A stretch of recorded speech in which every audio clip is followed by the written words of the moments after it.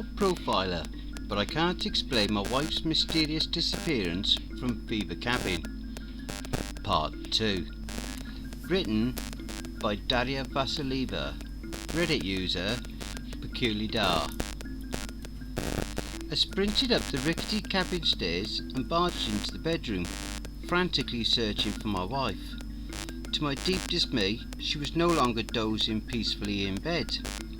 The uniformed man, claiming to be Officer Harry Bullock, stood at the window, peering out into the woods. "Camilla!"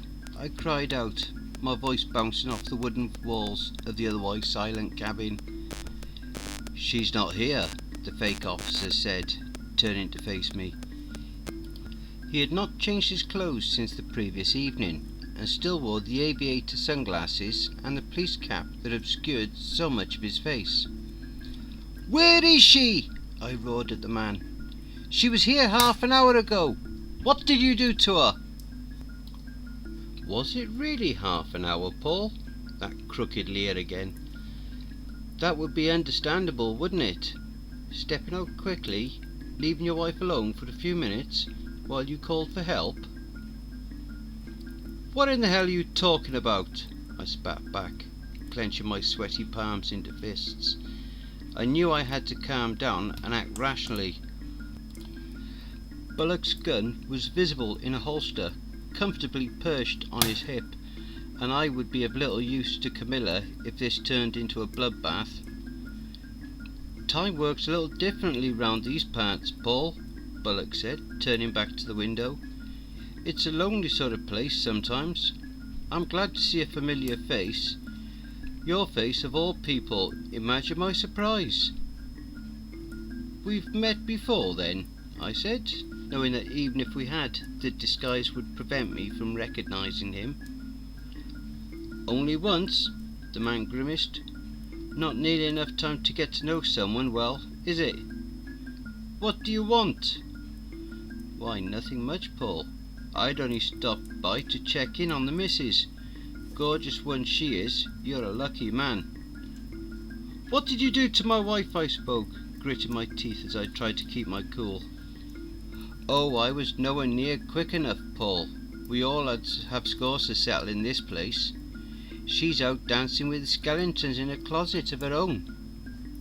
With that, Bullock walked past me and out the bedroom door. I followed him downstairs, trying to think of something to say. Without so much as a nod in my direction, the intruding fake cop undid the deadbolt on the front door and walked out to the cabin. I stood at the kitchen window, watching him walk up the dirt road and out of sight. I could have followed him, screamed and shot at him, demanded to know where he'd taken Camilla. For better or worse, that wasn't how I operated under pressure. I had made a living thinking, processing and systemizing before taking action. The best thing I could do was stay put for a bit and gather my thoughts to assess the situation. I looked at the refrigerator, remembering the bloody tongue inside, and wondered if this was the cause of my lack of hunger or thirst or what? Something else. I hadn't eaten since lunch the previous day, and it was now what? Late morning? Noon? I wasn't sure. I sat down at the old kitchen table and stared at my clasped knuckles, trying to tally up the facts. I had no phone, but I still had my handgun and car. My wife was missing, but it was unlikely that she was taken by the stranger who seemed to come and go as he pleased. A gruesome thought crossed my mind, sending waves of panic through my body. What if Camilla was missing, but her body was still somewhere in the cabin? It was an awful thought, but I couldn't push it away. I had to investigate. I went back upstairs, processing my surroundings the way I would a crime scene. I checked behind the old furniture my Uncle Johnny had crafted, dropped to the floor to check under the bed, scrutinised the portable shower and sink for any signs of blood splatter, sniffed the air for bleach. Logically, I knew that I had not been gone long enough for someone to kill my wife, dispose of her body and cover up the evidence. but logic was no longer the cornerstone of my thought process. Finally, I rummaged through Camilla's things, hoping to find her phone, but it wasn't there. Giving up, I went downstairs to the only other bedroom, my old room. While the rest of Fever Cabin had only been abandoned for a couple of months since Uncle Johnny's death, the thick layer of dust that coated my childhood belongings indicated that no one had used the guest bedroom in years. I stood in the doorway, indulging in the fleeting pang of nostalgia that my old Superman bedspread and paperback detective novels evoked. Even in my current state of anxiety, flashbacks from my childhood summer days filled my mind with happy, tender thoughts. I realised I'd been standing there a while, grinning at my old bed like a fool, when what I really needed was to learn how Camilla had disappeared. Snapping out of it, I repeated the diligent process of searching the room for traces of my wife. Nothing. Anxiety crawled its way back up my spine as I threw one last appraising glance at my old summer dwelling. Alarm bells went off as I finally registered the slight discrepancies I had failed to pick up on while reminiscing. I had loved Superman as a boy, but now distinctly remembered that my uncle had actually bought me Captain America sheets. "Well, these were on sale, Paulie," Uncle Johnny had explained. "It's practically the same thing." It wasn't, and I remember my 9-year-old self feeling slightly disappointed, even though I appreciated my uncle trying to get something he thought I would like. I had never owned the Superman sheets that were now on the bed. Walking over to the desk, I picked up the pile of detective paperbacks. I had loved crime stories as a kid, probably one of the reasons I ended up pursuing a degree in criminal justice, but most of the titles didn't ring any bells. These weren't my old books. It was like some AI computer program had downloaded my childhood memories, crunched the numbers, and produced this near carbon copy of a room with a few of the blanks filled in wrong. I went back to the kitchen, scrutinising every last detail. Had the table been squared or round? Hadn't Uncle Johnny and I painted those stools white when they had started to splinter? Was the mat at the foot of the stairs supposed to be red or green?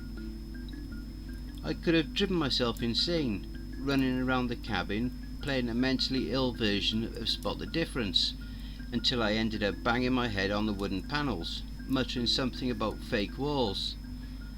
That may have been the case if the screams from outside didn't snap me out of my impending psychosis. I ran out to the back door, straining my ears to hear better. "Paul!" a distant cry. "Paul! Come get me!" Camilla. "Paul!" followed by hysterical sobs growing faint in the distance. I blindly followed the noise, stumbling into the forest, the tall grass pinching my ankles as I tripped over hidden branches and rocks. My surroundings grew dark as the trees thickened, closing in around me. All the while, Camilla's distressed voice grew quieter and quieter, until all I heard was the sounds of my own footsteps and frantic, panting breath. I stopped for a moment, realising how stupid it was to run blindly into a forest without a compass or supplies. Even if I had caught up to whoever had taken Camilla away, what would I do to them? I had my gun, but what if they did too? If someone even took her, that is. Of course someone had. My wife wouldn't just wander off into the forest on her own, crying for me to come save her as part of some elaborate scheme. Or would she? This train of suspicious thought made me turn around and slowly start making my way back. I could no longer hear Camilla's cries, and I was going to get lost if I kept up my foolish journey into the thick of the woods. The tiny patches of sky above me were fading to purple. Could it be night already? No, it must be clouds or something. I hadn't been running for more than 20 minutes. I was sure of it. I found the way out of the woods to be much more challenging than my way in. Though I followed my footprints carefully, there was less and less room to walk between the trees. I was at the point of squeezing through a triangle of birches when my nose nearly brushed a black leech on the tree trunk in front of me. I shuddered, jerking my head back, hitting it on the trunk of the tree directly behind me. I cursed, reaching to rub the back of my skull in hopes of soothing the sharp collision pain. To my horror, something that was definitely not my hair grazed my fingers. Something cold and slippery, squishy. A fucking leech. Panicking, I gripped the vile thing with my fingers, desperately trying to claw it off the back of my head, but it wouldn't budge.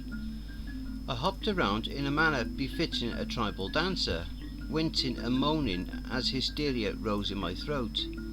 The parasite wouldn't dislodge its tiny teeth, and the spot where it had latched on was beginning to ache.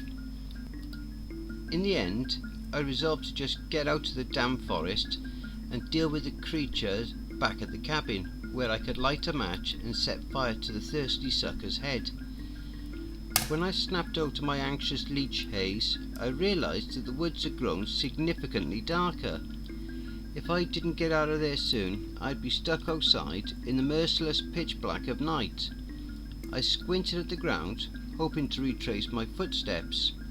What I saw made my heart turn to stone before dropping to the bottom of my already churning stomach. Thousands of small black shapes were slowly making their way towards my feet. Fat, slithery, hungry mouths ravenously seeking out a patch of free skin to latch onto. The closest leeches were already at my boots. I staggered back, the ground beneath me no longer a crunchy patch of grass, but a nauseating cacophony of squish. Then it started raining leeches. The slimy bodies hailed down on me from the branches above, latching onto my head, face and neck. At the same time, the forest floor swirled in black as the tiny predators came for my shoes and legs. I reached for my weapon as a last-ditch result, hoping the noise of gunfire might scare the army away, but I barely managed to pull back the slider when a particularly thick leech bit down on the skin between my fingers, causing me to drop my semi-automatic. The swarm of leeches had me covered head to toe, and I was entirely powerless to stop them. The ones on my head busied themselves with sucking on my closed eyelids, crawling inside my ears, up my nose, and filling my screaming mouth. I let out muffled cries, flailing around blindly, trying to rid my throat and eyes of their sharp, jelly-like bodies. It was getting harder to breathe. My mind flashed back to all the times I sat at my desk, poring over strangulation cases in a calm, orderly fashion. Now that I was one of those victims, I felt the helplessness, all-encompassing pain and pure terror of a human body struggling for air. Just when I was on the brink of losing consciousness, the bloodthirsty bugs began screeching. It was the strangest sound I'd ever heard, a choir of tiny vocal cords vibrating in shrill unison. I took another shot at batting away the leeches on my eyes, surprising to find they fell away with ease. I opened my aching, swollen eyes and saw a purple light filling the dark forest around me. The glow grew brighter as the screams of the leeches bombarded my eardrums. My vision cleared enough for me to see that I'd been enveloped in a painless fire that seared the remaining bugs on my body to ashes, silencing them forever. The purple blaze didn't burn me or my clothes. Instead, the longer I stood in the fire, the better I could see, the less pain I could feel. I stretched my bloody arms and torn sleeves out in front of me, watching the wounds on my skin healing beneath the warm, flickering flames. Once the lacerations had scabbed over, the flames dimmed to a soft purple glow that radiated from my skin and illuminated the woods around me. Paulie, what did I tell you about wandering in the woods on your own, boy? I would recognise that voice anyway, but it couldn't actually be. Could it? Uncle Johnny? I uttered, my voice bewildered, but also hopeful, childlike. There he was, casually leaning against a nearby tree trunk. Johnny Fever, not the iconic TV show DJ, but a definite fan of his, only younger than I had ever known him to be. This must have been what he had looked like in his 30s. This younger version of the uncle I had known and loved wore a red plaid shirt, a pair of Levi's, and a polished set of brown cowboy boots. He was lean and muscular, with a sharp face, clean shave, and a mischievous glint in his eye. I could finally see the family resemblance my aunts had always fussed over. Uncle Johnny and I looked like we could be brothers. Paulie, don't expect me to come bailing your behind out every time you get into trouble, he chuckled, spitting chewed tobacco on the forest floor. I couldn't believe what I was seeing. Am I dreaming? I asked. I wish you were, Sonny. I wish you were. What is this place? And you? I hesitated. You were dead? Some sort of dead, buddy, he grinned. Paulie, look, I'd love to stay and chat and all, but it's not easy for us to just show up for the living like this. I always had a soft spot for you, kid, so I couldn't let you perish without a chance to fight, you know. But I can't stay much longer. Uncle Johnny stood straight up and turned his back to me. I'll show you the way out to the woods, but you're on your own after that, champ. Ask me what you need to know while we walk, and I'll do my best to help you understand. Wait! I exclaimed, searching the tall grass for my issued weapon. I need to find my gun. It ain't here anymore. Whichever bastard you pissed off made sure of that, my uncle said, already walking away from me. With the purple glow lighting our path, my uncle and I started making our way out to the murderous woods. We walked in silence for a while as I gathered my thoughts into a semi-coherent question. What is this place? I finally asked. Paulie, I can't pretend to know something like that, Uncle Johnny sighed. But if I had to guess, it's a place where the walls between the worlds of the living and the world of the dead are paper thin. And the cabin? I had to know. It's not really ours, is it? Is that what you see? Uncle Johnny turned to me, smiling ear to ear. Whenever a mortal stumbles into a place like this, they have some sort of anchor, a safe spot that keeps them rooted to the world of the living. The closer you are to that anchor, Paulie, the less power they have against you. Who do you mean? I asked, as the trees started to clear and I caught a glimpse of the cabin in the distance. Spirits, Paulie. Restless, cruel, vile souls. And you've gathered the whole lot, haven't you? I can't pretend to know everything, but I sense they'll do anything to get you back inside these woods, just to tear you limb to limb. They have Camilla. I felt my stomach knot up. If the cabin is a safe spot, how did they take her from there? The cabin is your safe spot, Paulie, Uncle Johnny replied. She has to find her own anchor to the living world, if she has one. You have to understand something. Everyone experiences this place differently. This isn't the gate to heaven or hell, but it's a path somewhere in between. Mortals are not usually welcome, but sometimes they've not given much choice. We were out of the woods now. I continued walking, but Uncle Johnny didn't follow. When I turned to ask him if this was as far as he could go, he was already gone. I still had so many questions. I walked back to the cabin, mulling over the events of the day. The fake officer, Camilla's disappearance, the leeches, Uncle Johnny. Oh, and let's not forget the damned tongue in the fridge. If logic was to help me navigate my way out of this place, it would have to be a different kind, one that accepted the impossible as reality. The first thing I did when I got to the cabin was march upstairs and find my laptop. I was afraid it had stopped working like my phone had, but it seemed to be functional. Perhaps trying to connect to the outside world was what had fried my phone in the morning, so I quickly ejected my 4G modem from the laptop. I might need it more later on. I brought up my work files and located the folder for the machete killer I had profiled while working with Chief Earl Crawford's local police department.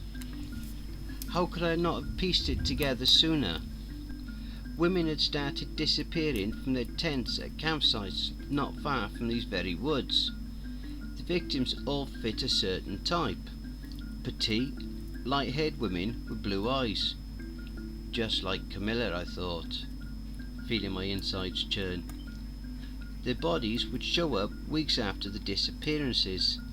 The killer would stage the bodies near campsites, using handcuffs to hang the victims from trees.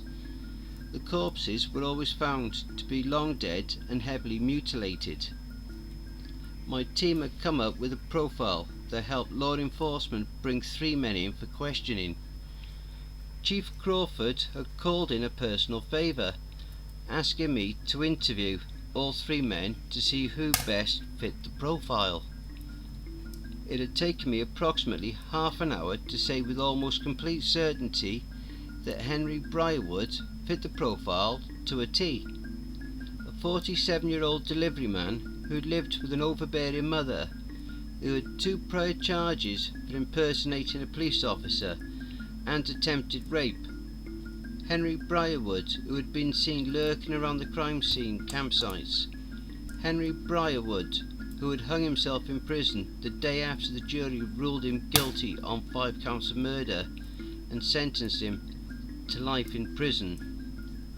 I now knew, without a shadow of a doubt, the true identity of the mysterious officer Harry Bullock. Wow, that was an awesome instalment. If you enjoyed listening to this episode, be sure to pop over to the author's Reddit profile and drop them a line, telling them what you think of their story. The link to their Reddit profile will be below in the description. Thank you for listening. If you enjoyed my narration, then please feel free to share the video, leave a comment below, and don't forget to hit the subscribe button and tap that notification bell and select all. That way you'll receive all the notifications each time I upload a new video. You can submit your stories to cryptidsroost@gmail.com. You can also find me on Twitter and Reddit. Details will be listed in the video description for you. And don't forget, where fear is, happiness is not.